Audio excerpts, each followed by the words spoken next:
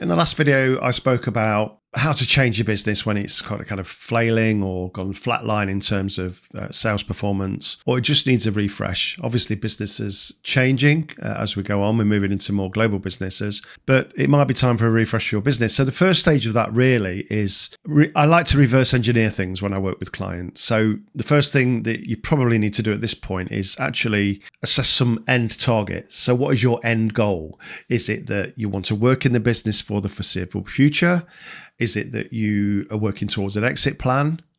Is it that you are working towards a kind of halfway point where you sell part of the business and stay as a sleeping shareholder, or giving it to your family? Is it a generational thing? So you need to start off with what you want to do at the point. And if you're a solopreneur, it's obviously very different. You might want to obviously sell it because when you want to stop work, you want to stop work, or you might want to turn it into a digital format for your training and video that can live with you forever. The next thing aligned with that is that you need to figure out what that time scale is. And this is really, really important. So it might be a 3-year plan, a 5-year plan, a 1-year plan, more aggressive, or for the next 20 years. Then when you've got that information for yourself, you have to, this is where the re-engineering comes in. Whatever those numbers look like. So, for example, if you're working with someone who sells and buys businesses, and they've given you an indication of what value to get your business at for a particular time period, you need to figure out how you're going to get to that value. So, what do you want the value to be at the end point? It might be 1 million, 10 million, or 100 million, wherever you fall in that scale. Work out with that how many customers you want to deal with at that point. Not everyone is in the volume market and wants lots and lots of little sales. Some people want 100 customers and that's it. Again, depending on the size. So you divide that turnover figure that you've got in your head at the end point, divided by the number of customers you want to fulfill that turnover. And that essentially is your ARR, annual recurring revenue, if you have that model, or your LTV, which is your lifetime value of a client.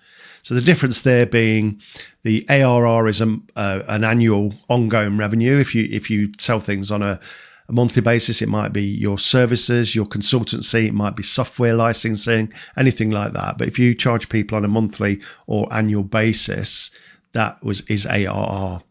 Whereas the other one, LTV, is more of a, well, this client keeps coming back and having this from me, but it's not regular, but I've been working with them for 10 years and they're worth this much. So now we're getting down to some numbers, and the numbers being really important, the numbers being what you want to earn and what's your average client worth. And now you've got to go looking for those clients. So you might be in a position where you're looking back retrospectively on what you've been doing before and saying, well, I've been targeting solopreneurs with my services, but I want to get $50,000 ARR off them each year.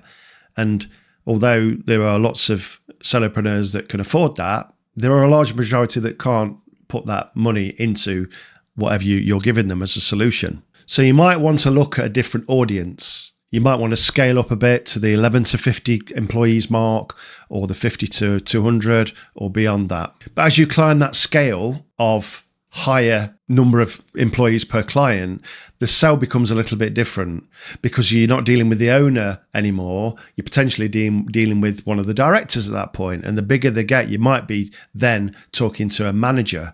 And again, the whole sales cycle and the process of sales changes through whoever you talk to. Obviously, it's easier to talk to an owner if you can. But certainly one thing that you want to work out is your solution or solutions. And I would certainly, if you've been struggling in the past few years, I would actually dial down to your main core solution, because it's much easier to offer one solution that solves one pain.